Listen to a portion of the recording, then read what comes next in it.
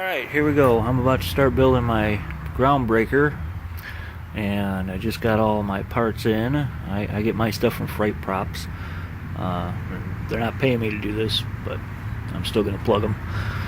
That stuff came pretty quick. I ordered it, and it was here in about 3 days.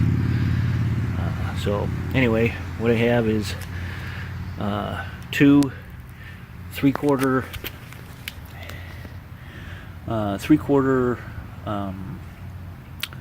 double actuating rams there, or cylinders as they call them, and it's just a 2-inch stroke, so that means it's going to come out here 2 inches. And I emailed them and asked them, told them what I was making, and I said what's the usual, and they said a 2-inch throw is good.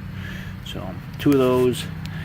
These are all of the equipment to mount those and everything, and then you basically want 2 of everything, just about. This is 2 of the valve kits that they have. Comes with the hose, the valves, all the fittings and everything, so it's practically a kit. And then this is such a common one, I think they should just make a kit to make a ground breaker. But anyway, and then this is my peekaboo controller. It's the F1104 peekaboo, and then just the power support supply cord. So those are all my parts, along with a whole bunch of nuts and bolts and screws and hinges, and then I gotta cut some wood, and I'll show you that next. So here's my 2x4 all cut up, and I've already cut all the pieces here. This piece on top is going to be kind of like the collarbone or the shoulder of it, or shoulders, and that is 12.5 inches from here to here, and then this cut is a 30-degree cut right here, and then this is the upper arms right here. Those are cut to 12 inches from here to here, and then come in 1.5 inches and then do another 30-inch cut. You do it on both of those. And then the lower arm is just simple, just a 12-inch cut right there on 2 of those. And then next I got my hinges, and I got my screws and an assortment of nuts and bolts and washers and all kinds of stuff. So here we'll go on and start putting her together. I got my lower halves hinged on, and just leave a little bit of a gap in there for wiggle room. I basically used the actual hinge part as kind of a guide, so it's about that wide across on both of them. Try and make them as even as you can, though, but it really doesn't matter. And then up here, what I did was the same thing on both sides. So right here I found center of these, and then I just kind of threw the hinge down on here, and we cut a 30-degree here, and then 1.5 inches in, and then a 30-degree here. That's just to give you the space. Basically, the idea is you want this hinge, it doesn't have to be perfect, but pretty close to a 45-degree angle on there. Okay, and what I did was I just went ahead and laid it in there, drew my center right here all the way up on the wood, put my square in here, squared these up, and then brought this down the center hole to the center line here, and then just kind of took my thing, just real carefully kind of got it close to a 45 degree angle on here. It's, as you can see, it's probably a little off. It's like maybe a 47 degree or something like that, but close as you can get to it. And then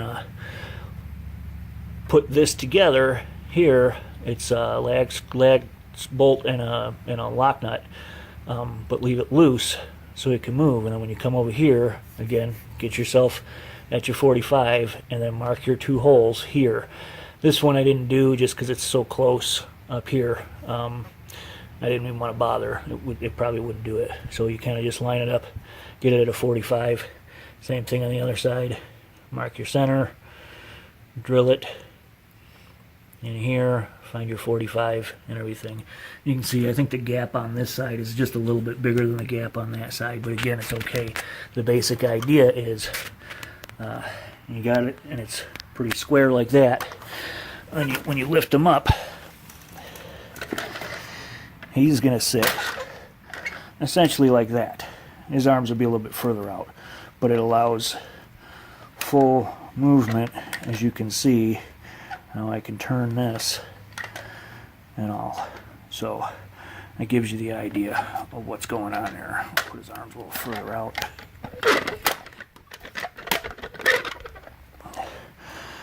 And that's more like what he's going to look like.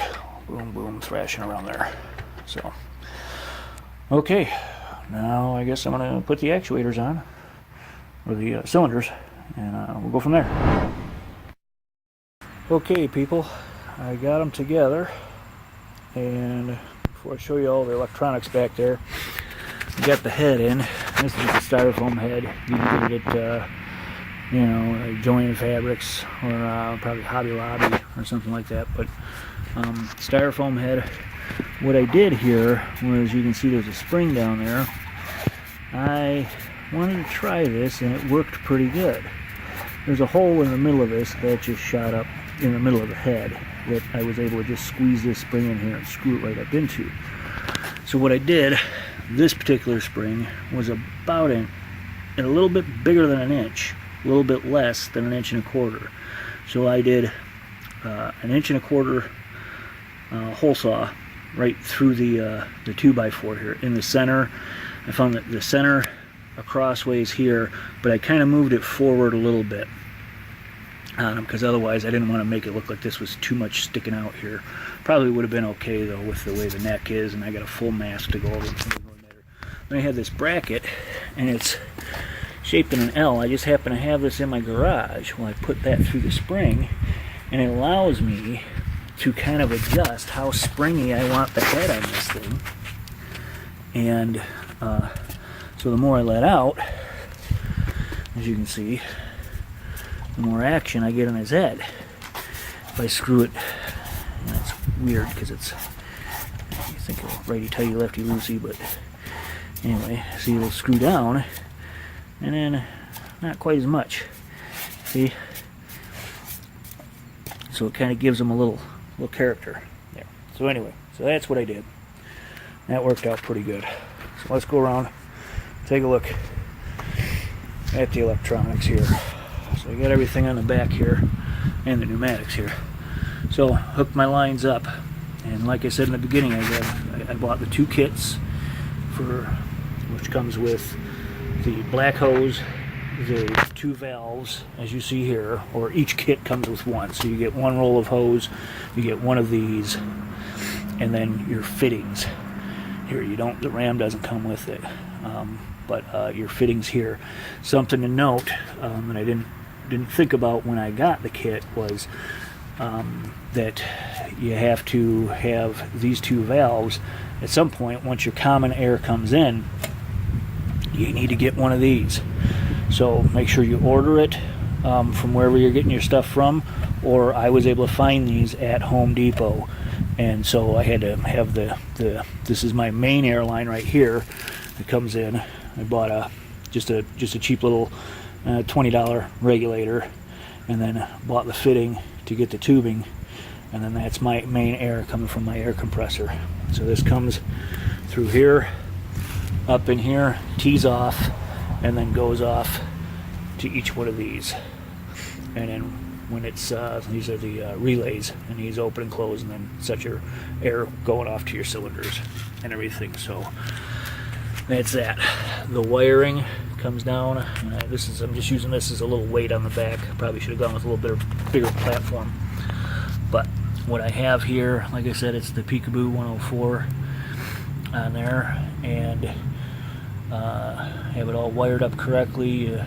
Jump from this one, both jump to that one, and then you get your power over here, and your reds go off to your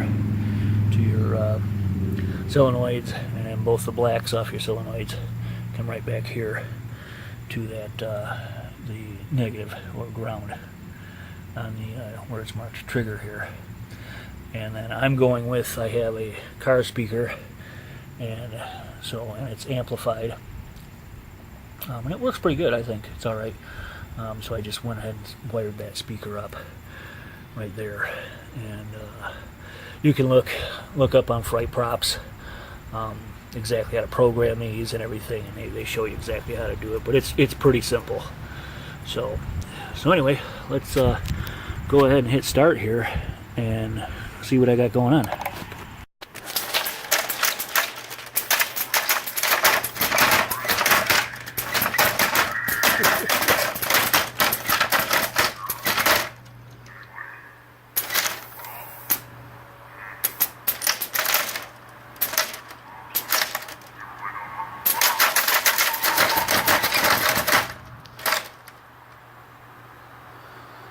Well, that's it. It worked pretty good. A little finishing touches. Obviously, it moves around when I'm on the cement. I'll have to put it on the grass, and it'll stay still. I'm going to stake it into the ground anyway. But it worked pretty good. So